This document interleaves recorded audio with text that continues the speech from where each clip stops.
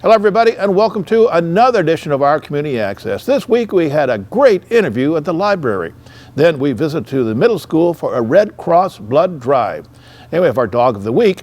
And finally, we had another great ribbon cutting all today on our Community Access.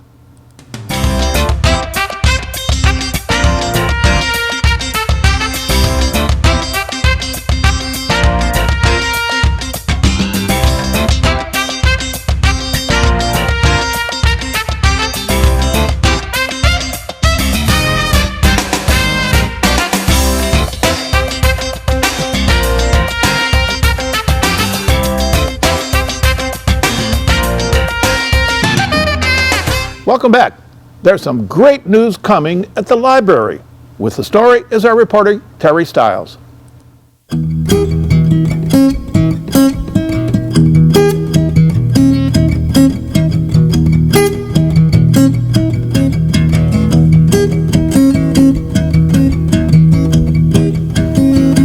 I can't think of a better place to be on such a cold winter's day as today. It was -4 degrees when I got up this morning, and I am sitting here in front of the fireplace at the Oxford Public Library with Brian Cloutier. And I came to talk to him a little bit about the Smithsonian exhibit, but first I just want to talk about it's cabin fever time. And I know that you have a lot of programs here.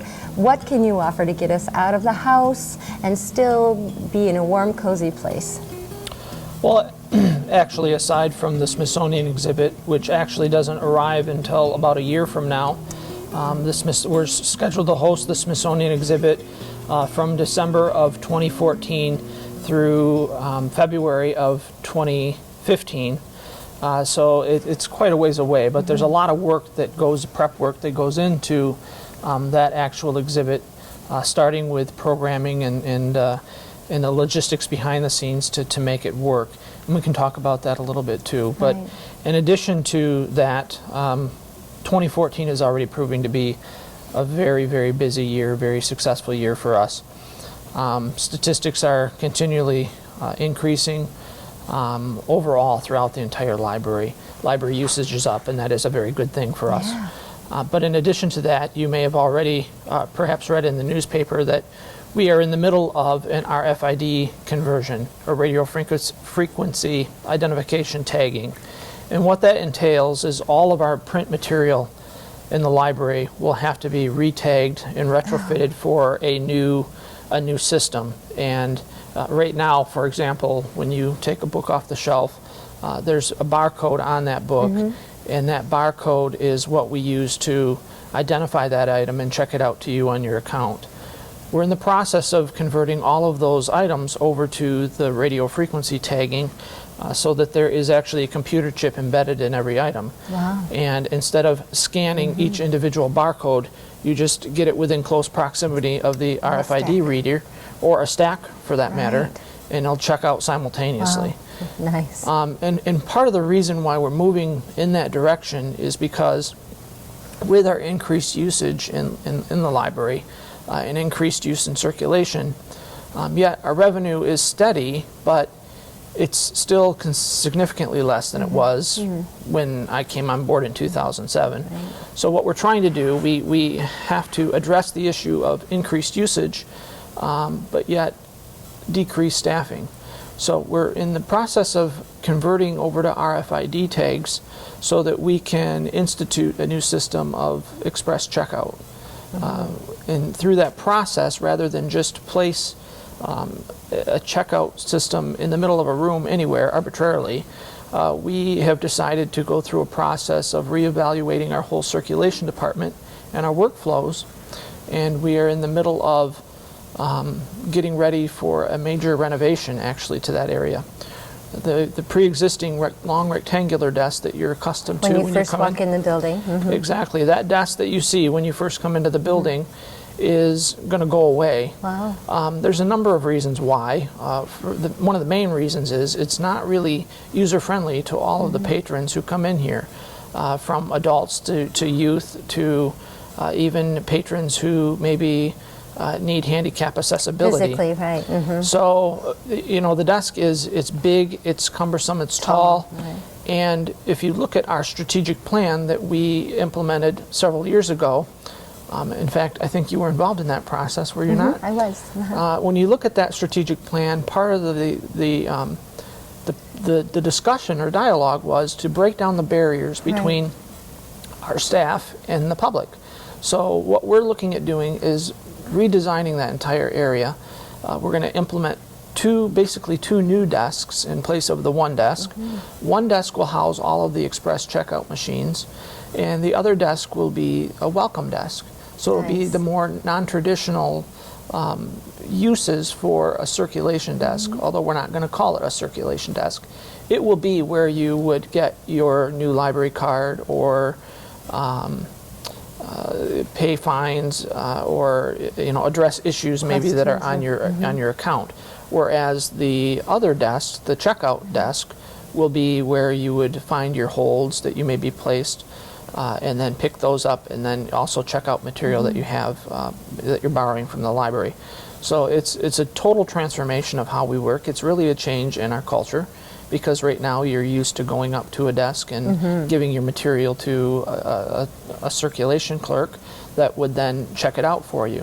Whereas this system is much different in that you would locate the material, or we would help you locate the material as well within the library, and you would take it up to the desk and check it out yourself.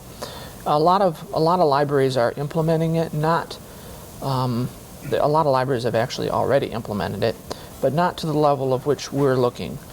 In that we would like to go ideally as close to 100% of our circulation being checked out through the self-check or the express check system, with the mindset that our welcome desk is within close proximity, and the staff will be there to assist anyone, obviously, who needs help with that. So it's a change, definitely a change, but we believe it's a healthy and a very good change for our library and our community. Change is a good thing, right? Yeah. And it'll be exciting, and in most cases, particularly with young children, they like to check out their material on their own. Right. So it empowers them. It does. It gives them an opportunity to play a very active role and take charge of their library experience as well. So I love that. So aside from the Smithsonian, right now that's probably the largest change that you're going to see happening here at the library, and we plan on breaking ground, I guess, if you will. I mean, we're not knocking down walls, but we're going to be tearing out a lot of the infrastructure internally and changing it around, and that process will probably begin through probably mid-February, and we will go through the end of March, beginning of April, when we will have our new system in place and the lobby redesign completed, and you will start actually utilizing that space in its new capacity. And in doing that, do you also have in mind, I imagine there's going to be some structural changes to accommodate the exhibit for the Smithsonian, which I didn't really mean to get back onto that. I'd like to talk a lot more about that, but I still have questions about your services as well. But is there something that you have to do within the library physically to change structure? For the exhibit that's coming? We pretty much, one of the reasons why we were selected to host the Smithsonian exhibit is because of the fact that we are a small rural community. We have a very diversified community. We have very strong relationships with our community partners within our service area. And as you may know, I also sit on the board at the local Northeast, well, I sit on that too, but at the Northeast Oakland Historical Society Museum. Right, of course. And so it's only a natural partnership that we would have, bringing a Smithsonian exhibit to Oxford Public Library, to have them involved in the process too. So it's going to be a concerted effort of everyone within the community, bringing us together as one community. A lot of people talk it, but we really need to live by that example. So what we're trying to do is bridge the gap between many different entities within our community and bring us all together as one Oxford, and have something to celebrate truly, not just having the Smithsonian exhibit here, but having our rich history, what we have come from, here as a community to play a role in it as well, because all of that is part of what the exhibit will entail. It's not just setting up items and artifacts, it's oral history that goes along with Right, it. and it's called the Working Man's or the Working Exhibit? It's the way we worked. The way we worked. So yeah, sure, that ties all that in the way we still work together. Exactly. And we have a lot of unique characteristics in our community, both today and present day and historically, that sort of brought the larger picture together. And when I submitted our application for the exhibit back probably sometime in the midsummer, it really spoke to all of that culture and that rich history, and and then you bring in, of course, the infrastructure of our facility, because we had to have certain safety and security components in place, and surveillance and things of that nature that right. actually was a requirement for it, and also the space course. capacity for it. But the exhibit itself, when you talk about infrastructure, the main exhibit will be, of course, in our community room.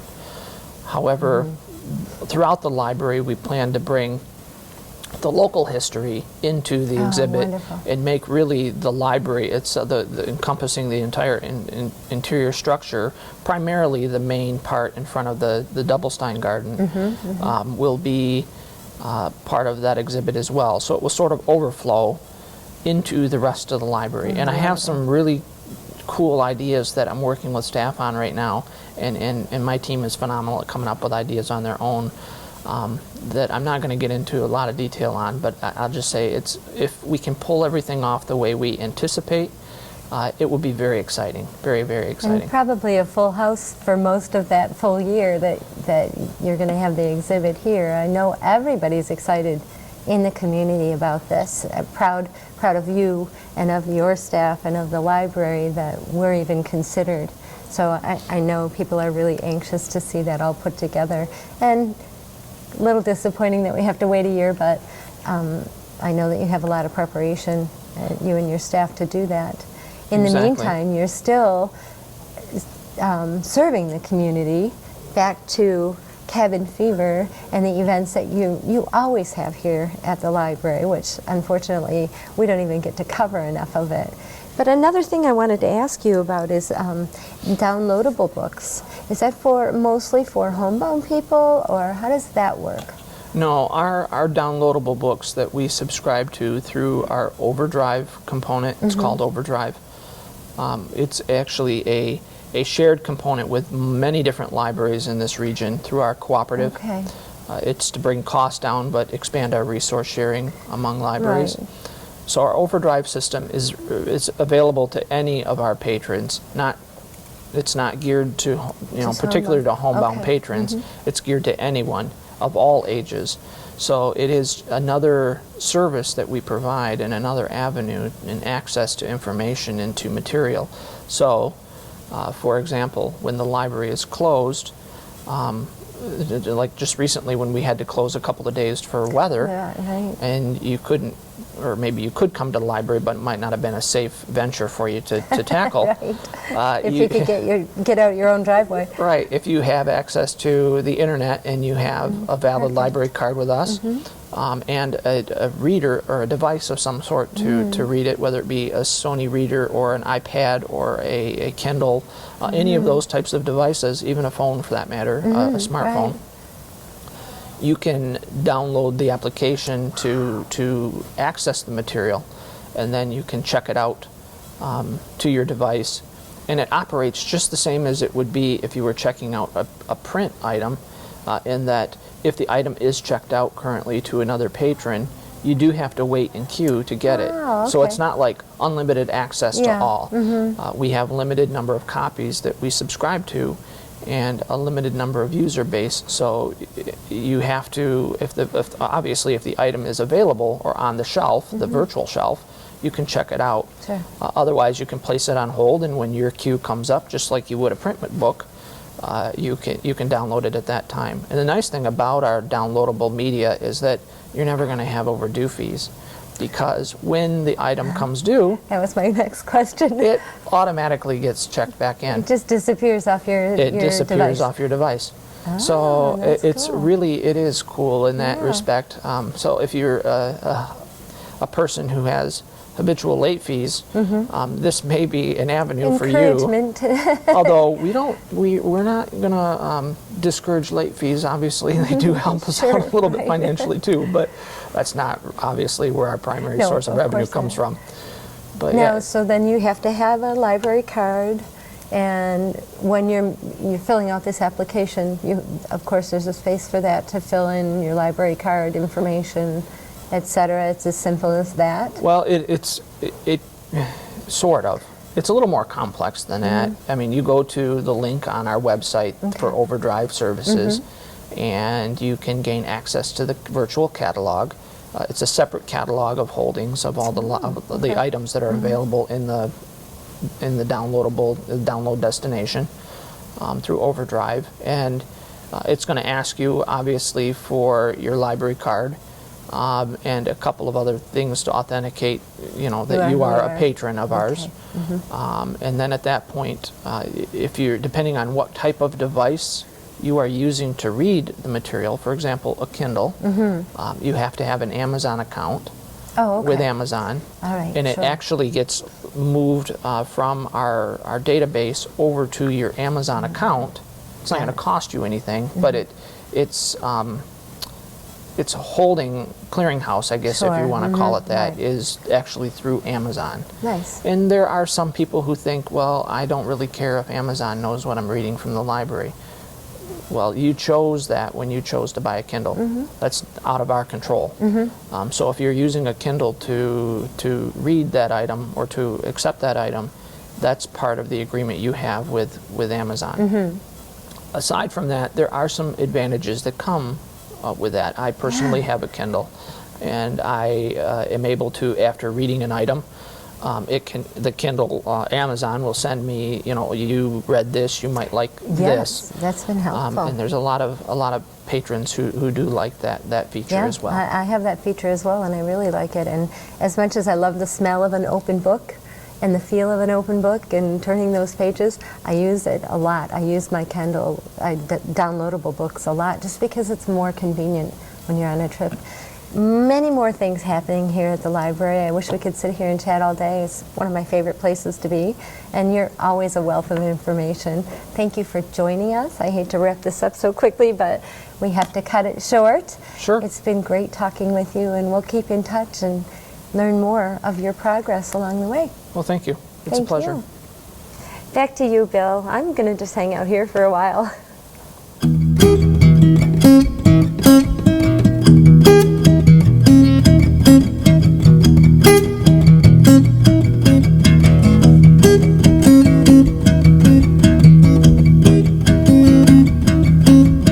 Great story, Terry. Next up, Terry and I went to the Oxford Middle School where they're having a blood drive. Terry? Hi, Bill. I'm at the Oxford Middle School today, and the Red Cross is having a blood drive here. Did you know that every 2 seconds someone somewhere in the United States needs blood?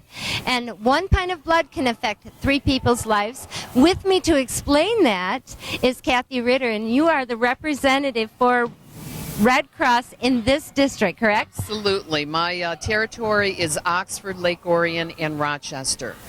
And I help service all the businesses and communities and schools, churches that want to partner with us and help us save lives in the community.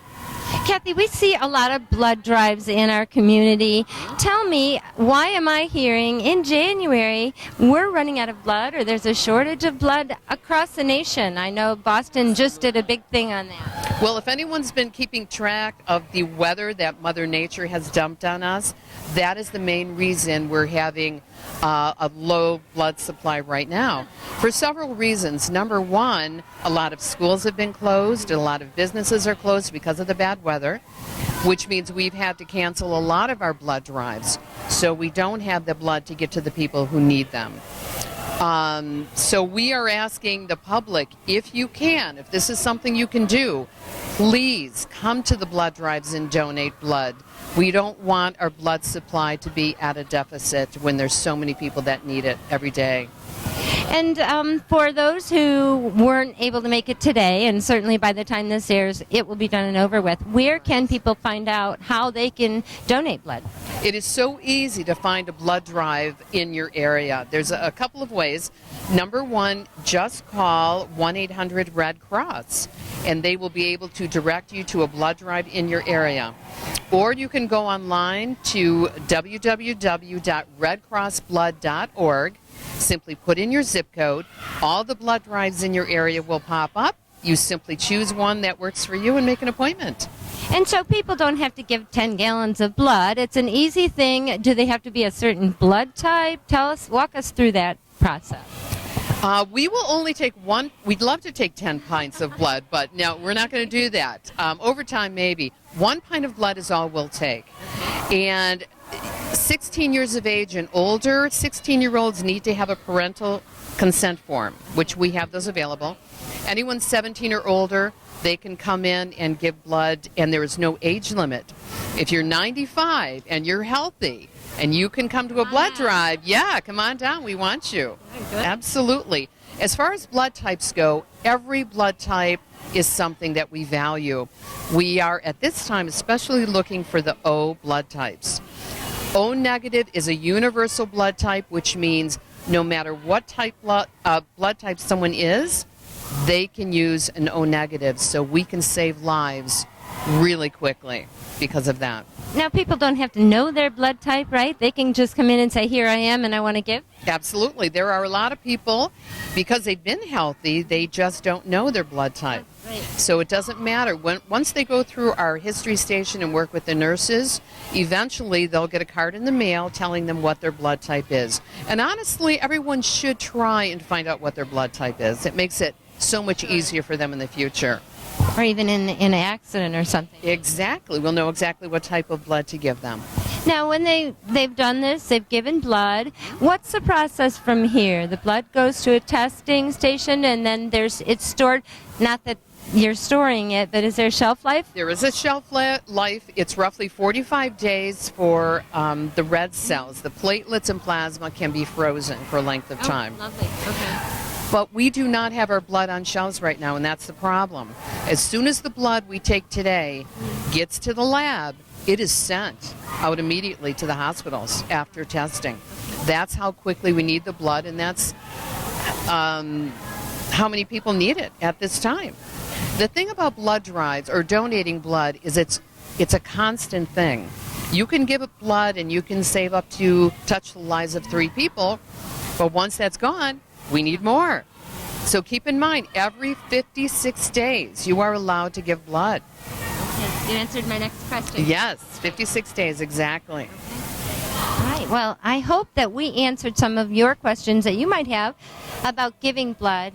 As Kathy said, there is a shortage. I've been reading up on this. It's not just locally, and our blood is staying locally. It's not being shipped overseas, correct? Correct. It's staying here in the community because we need it the most. Right. But the same problem is around the entire country because of the weather from both coasts, the West Coast, the East Coast. It's been horrific. Well, Kathy, thank you for talking with us today. We will do as much as we can to get that word out there, and we'll see you around because you are in our district, correct? Absolutely. I'm here all the time. And can I just give that website one more time? Please do. It is www.redcrossblood.org. Boy, I'm stumbling here. redcrossblood.org.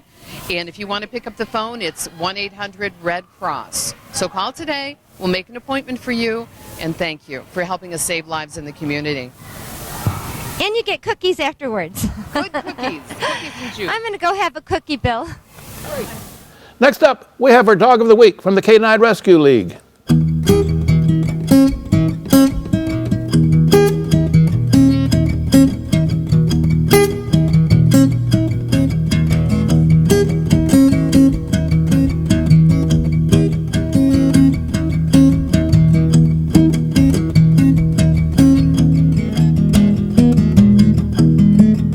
Hi Bill, this is Karen and Casey over at Canine Story Rescue League in Oxford, Michigan.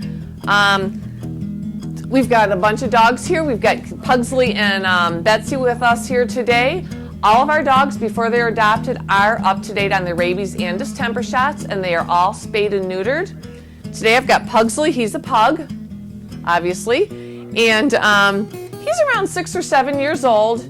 Very friendly, loves to sit and watch TV in your lap, and if you get up, he'll probably steal your chair. Say hi, I'm Pugsley. Yes, he has a typical pug stuffy nose thing going on here. Yes. And then we've got Pugsley's friend Betsy here. She's a Shepherd Husky mix. She's probably, maybe around 5 years old. She loves to be pet. Sometimes she kind of is a little bit of a loner, but once she gets to know you after a few minutes, she'll lay right down on the floor and let you give her a belly rub. And obviously she seems to like this little ear rub that we've got going on here too.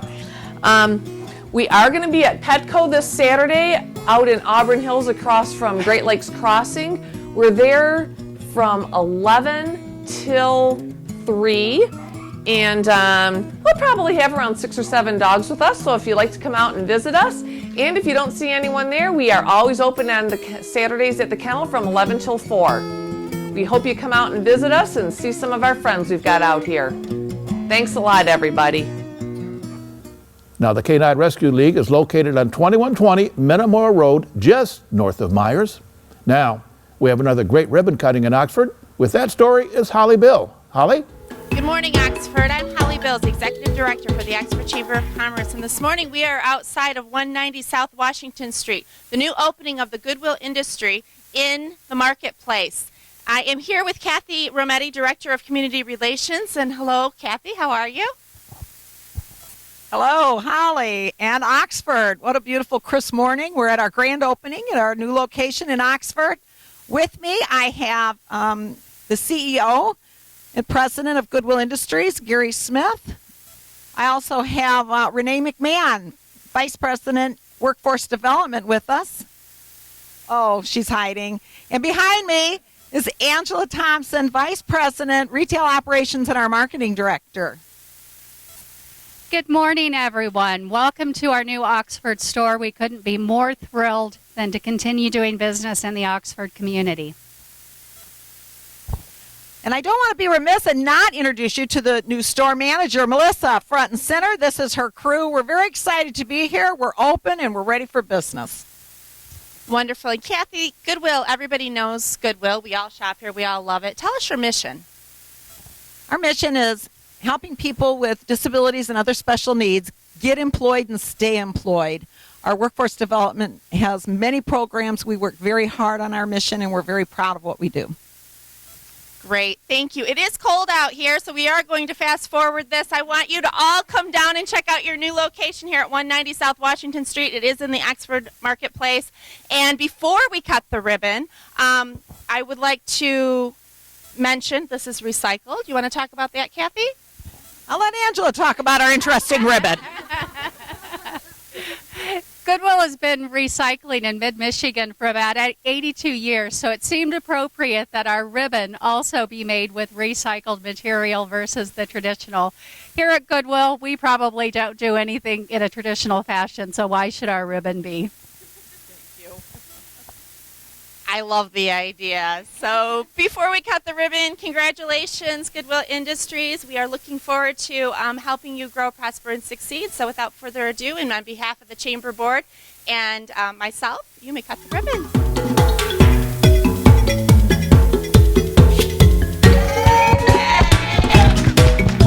Well, that's all the time for this week. We hope you enjoyed our program. Now you can watch us every day, Monday through Friday at 9:30 and 5:30. And watch us at OCCTV.org and look at PEG, all kinds of stuff on Facebook. Watch all of our basketball games, all the local programs, and all of the government meetings, all also on Facebook and YouTube. Did I say that? Yes, we did. So, for our reporters, Holly Bill, and our editor, reporter, Terry Stiles, I'm Bill Service, and you have a great, great week.